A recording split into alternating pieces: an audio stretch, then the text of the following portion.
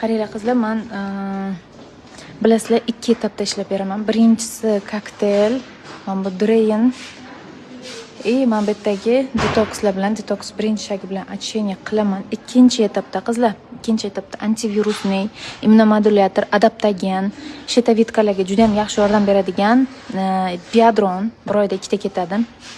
Женский гормон, kistomiyoma, eroziya, adenomioz, menstruatsiya sikl buzilishlari bilan hammasiga Donabella. Gormonalniy fon uchun kortizolga man 5-HTP liposamol, melatonin, serotonin gormoni, magniy, omega, kortizolga shu uchalasi bilan ishlayman. Testosteron gormoni men bu Bibest bilan ishlayman. D3 bu отдельно gormon. Praindol umumiy gormonlarga Praindol beraman va albatta terini osilmasdan chiroyli ozishi uchun kollagen, suyak yemirilishlarini ham lecheniya qilib beradi.